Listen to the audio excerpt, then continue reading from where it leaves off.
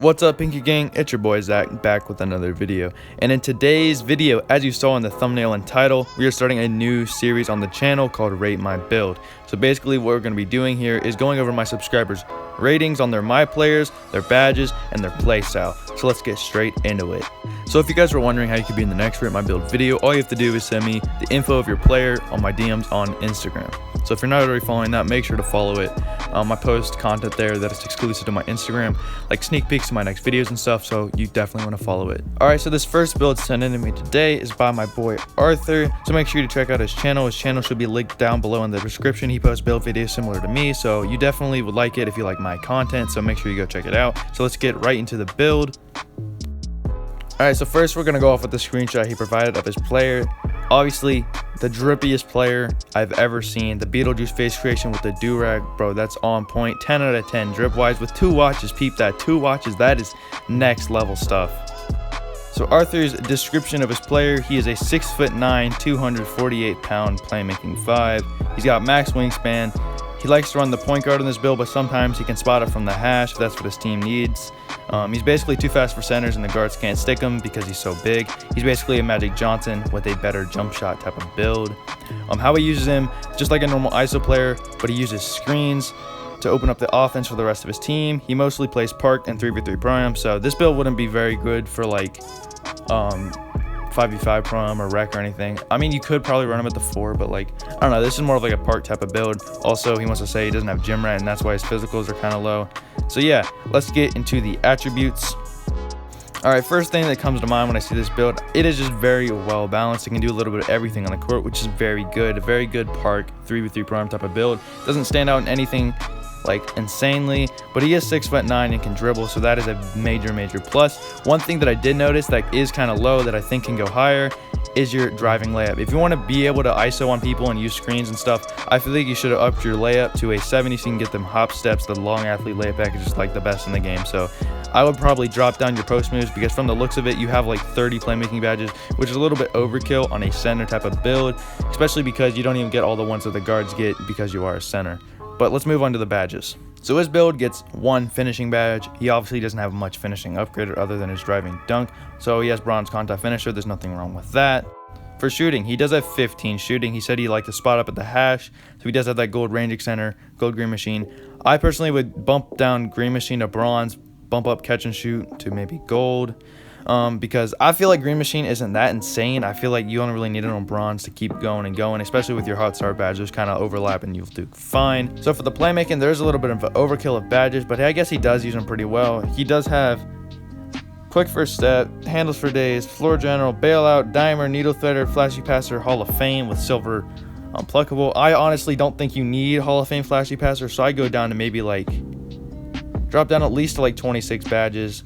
You don't really need half the badges you have. You only really need bailout on bronze. Needle threader, you don't need it super high. I guess it does help a little bit. But yeah, you don't really need all these badges that you have. I would maybe put on space creator and tight handles if you're trying to like run the ball up though. So I guess you can work with 30 playmaking, but it just to me, it just seems like a lot for a build, and you could probably get some other like attributes and badges and stuff. And finally, for the defense, nothing really wrong here. He does say he runs pick and roll, so maybe I was thinking drop down rim protector and chase down. Rim protector goes to silver, chase down goes to bronze, because that's all you really need to get the animations. And then you can have brick wall gold to run those pick and roll type situations. So I mean, I feel like that would work pretty well, but other than that, that's basically a very good way to run your build if you weren't setting pick and roll. But if you want to, just put on brick wall, and then I think it'll be good. Alright, so we're now on the PlayStation here. This is basically what I would do if I was to run this build. I would make him a center. Handedness doesn't matter. Jersey number doesn't matter. So this is what I would do if I was making Arthur's build here. Obviously, going to go with the same pie chart. I don't know what physical he used, but we're just going to go with the one with all speed here. So this is basically the upgrades I would choose if I was to make this build. As you can see, at 6'9", you do get that 70 driving layup. You have 24 playmaking, which is a little bit of a hit, but you do get your same amount of defense, same amount of shooting. I just feel like those long athletes can open up a tremendous amount of more opportunities on the floor when you're making like ISO plays with this build. The weight, it doesn't really matter. I'd go to like something high to where, yeah, let's go like 260, because you only lose 1 lateral and +4 defense, because that's just a good bonus. Wingspan, he said he went max. I personally would go like I mean, if you're spawning up a hash with this build, you could go minimum, but then again, those centers are gonna probably take you off dribble, or not take you off dribble. Those centers are probably gonna be able to body you down low with those small arms, get those boards over you. I would just go default wingspan and playmaking takeover. So that's what I would do if I was to make this build. But his build, I would rate it probably like a 7 out of 10. He did make it a long time ago, so he might not have had like the full knowledge of how the builds work and how OP long athlete is. So I'll give him a pass, 7 out of 10. So let's get straight into the next one. Build number 2 is sent in by my boy Kane. You guys know Kane from the 1v1 video. If you don't, make sure to check him out. His YouTube should be in the link in the description below as well, so make sure you check him out. And here is his drip. I don't know, man, this drip, it looks very, very intimidating with the wife beater and the Adidas sweatpants. But bro, you're wearing Adidas sweatpants with some Nike shoes. I mean, the drip's okay. I'll give it a 6 out of 10. Nothing special, but like very intimidating looking player. My boy Kane here has a 7'3" interior force that's 290 pounds and max wingspan. He's a good defender in the inside. He's good for rebounding and coast to coast. Weaknesses is he can't shoot deep shots, can't pass, can't make middies, and free throws. So that's a lot of weaknesses, and he gave me no strength, so this build might be tough to rate. Kane's finishing is pretty good. He's got a good close shot of a 91, good standing dunk of 96, and a post dunk of 67. His driving dunk is just enough to get them big man contact dunks, so he does have a 53 driving dunk, so he can get the big man contact dunks. He's a 62 midi, which is pretty good. He said that wasn't like he wasn't able to hit middies, but like he has a high mid range, so I don't know what he was talking about. His pass accuracy is good for a center, 58. He has a high amount of post move, so I assume he has a decent amount of playmaking badges. His defense is not bad for being an interior force. He's got an 89 interior, 41 perimeter defense, which is pretty good, a 44 steal, a decent block, rebounding is decent. He has a lot of strength, a lot of stamina, obviously, but his speed's real low. That's just going to come with every 7'3", so let's look into the badges next. Out of Kane's 17 finishing badges, there's nothing I'd really change. Maybe drop consistent down to gold and Hall of Fame back down, but other than that, it's a typical badge layout for a center, so this is fine. Let's go on to the other badges. I would change your one shooting badge to Hot Zone Hunter because you do have hotspots under the hoop, and that does help with your hotspot, so I would just change that. Other than that, you can't really do anything else because you only have one shooting. Okay, so this is interesting. He has Hall of Fame playmaking badges. I like that you're a teammate here with your Hall of Fame Diamond, Hall of Fame Floor General, but since you are an interior force, I'd move up your post span and maybe put on some Dream Shake in there. You don't really need your needle threader that high. You only really need it on bronze. You don't really need Unpluckable as a center, I don't think. So I'd boost up your post spin and Dream Shake, and then you'll be more of a threat down low on the paint. With your 14 defensive badges, you've got Gold Box, Gold Brick Wall, Gold Intimidator, Gold Rebound Chaser, Bronze Rim Protector, and Bronze Worm. Personally, I would take down your box probably to Silver, put on Bronze Shakedown. That unlocks a ton of animations for protecting the hoop, especially if you want to be a good defender inside.